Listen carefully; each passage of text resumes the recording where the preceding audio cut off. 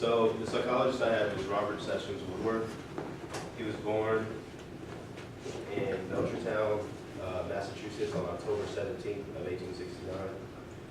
His father was a congressionalist minister. He was married several times. Robert Sessions Woodward was a product of his, I think, third marriage. And his father was, I think, 55 when he had him, so he was very stern and unyielding, and then he was firm in disciplining him. His mother, which she wasn't mentioned a lot, she was a college graduate and a school teacher. And Robert Sessions attended high school in Massachusetts, where he aspired to become a minister.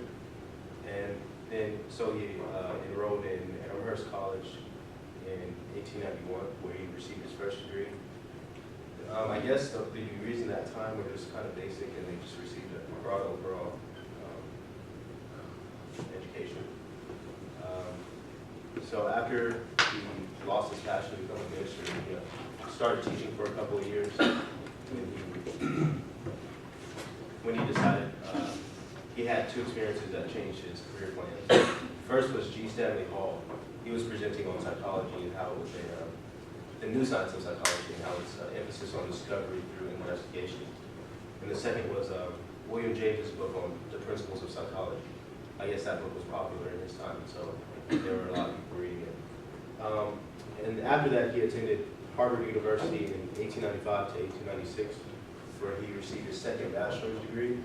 There he developed relationships with several well-known individuals like Walter Buchanan, Edward Lee Thorndike, and William James as well. And after he received his second undergraduate degree, he went to Harvard Medical School from 1897 to 1898 as a psychology assistant. And there he observed Cannon's experiments on stomach movements and hunger and visceral processes and emotions. I tried to find the definition of visceral processes, and there are two different, like one is just intuition and the other is like nerve. It has something to do with your nervous system, but the book didn't really define which one it was. And so after he received that degree and his assistantship, or he was at Harvard University, he went to the University of Columbia, where he remained there for the rest of his career under Patel, and he received his PhD in 1899. He did his dissertation on the voluntary movements under the control of sensory systems. And okay, so through his experiments and his early research, he conducted an experiment with Edward Lee Thorndike, which was the transfer of training. And basically that was the effect of improvement in one mental function on the efficiency of another function. So example of this would be, everybody's writing with a pencil right now, but it'd be easy for you to transfer to a pen with no problem. But if you were to be driving a car, for example, in the United States, and then you were to go to like Europe, then there would be a big difference. So you have the skill to do something, but it just varies in different ways of doing it. Another experiment, or I guess observation that he had conducted was in 1904, the St. Louis Exposition. Patel wanted him to collect information on many different races regarding like anthropological and psychological classifications. And so this was a group of about 1,000 people, and he just collected various information on them. And so through this observation, he kind of came up with his own reasoning for eugenics and the classification of races. He believes that classification of races is done through physical traits, physiological, psychological characteristics, and none of them are equal. You can't equally measure them. And so you should, when considering these races, their habitat should be taken into consideration, group size, migration opportunities, and customs. And obviously, in his time, a lot of other guys, they had different positions on eugenics. So his view is kind of refreshing. So a biblical topic or scripture I came out of this was, do not pervert justice, do not show partiality to the poor or favoritism to the great, but judge your neighbor fairly. So just kind of treating everybody fair, not just because of certain race or ancestral distinguish, just treating people right. And that's Leviticus 19, chapter 19, verse 15. Robert Sessions Woodward also developed a test for emotional stability. This was to detect the likelihood of an individual developing shell shock or war neurosis. So basically, like Cody was talking about, was PTSD. And I would consider this a major contribution because this is still done today. PTSD is kind of a big thing for soldiers, and so they try to do their best to detect it early and prevent it. He also kind of had some experience on imageless thoughts, which he kind of concluded that they're voluntary movements. They occur without images and sensations, but some thoughts do occur without images.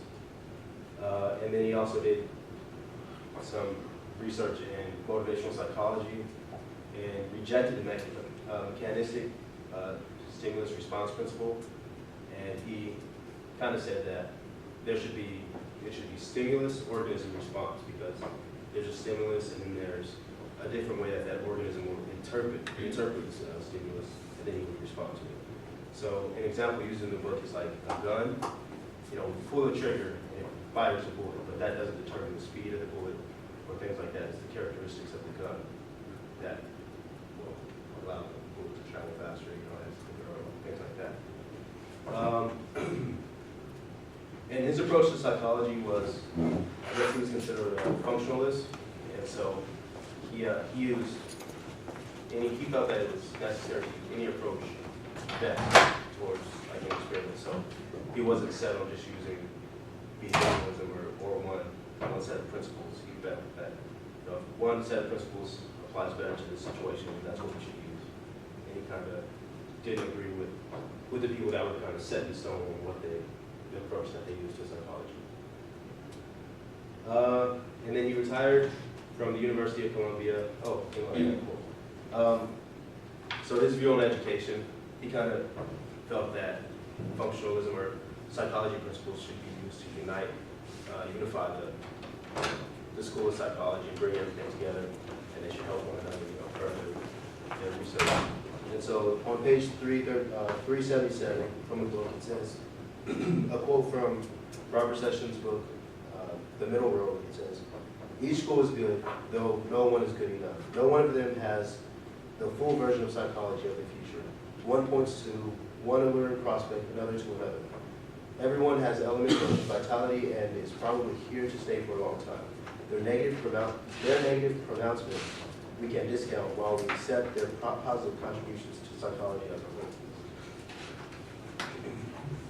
And so he remained at the University of Columbia for a majority of his career since receiving his PhD under Patel until the age of 70, where he officially retired, but he was there teaching until the age of 89. And then he had several publications, many books, almost from every single experiment that he's done. And then he stopped writing at the age of 91, and he died on July 4th, 1962. Questions? I'm sorry, my brain went dead or something when you read the quote out of the book. Can you explain that in your own words? What does it mean? Basically, like, there's no one elite school. There's not, the number one, we're the best. We all should have the same goal and work together toward achieving that goal. So, basically that. Okay. Any other questions? Can you go back in your slides a little bit? There was something else and I can't remember. What was his view on eugenics? I know you said it. I'm sorry. I just wanted to hear it again. Well, it doesn't specifically talk about eugenics, but it suggests through his observation on the St. Louis exposition, how he talks about, you have to take many things into account, like physical traits, physiological traits, and psychological traits, and none of them are equally measurable. So they're usually just distributed within a population, so they vary from person to person. So obviously that kind of suggests that we wouldn't agree with eugenics at all. And also that he did, I forgot to mention this, but he did other research in like sensory acuity, and that through that he found that many races have the same ability, like intelligence-wise, hearing, taste, touch, So he's giving credit to the idea that your environment is going to shape you, like if you're raised as a slave, you're probably not gonna snap right out of that and look like a white Victorian male, Exactly. or think like one, because you've been taught one way all your life. So he's really big in education, it sounds like. Kind of like something that I thought about was, if you were to take, for example, a slave and put them in a middle-class environment at that time, or a person from a middle-class environment and put them in the slave position, they would kind of seem stupid, like they wouldn't know what to do, they wouldn't be able to adapt.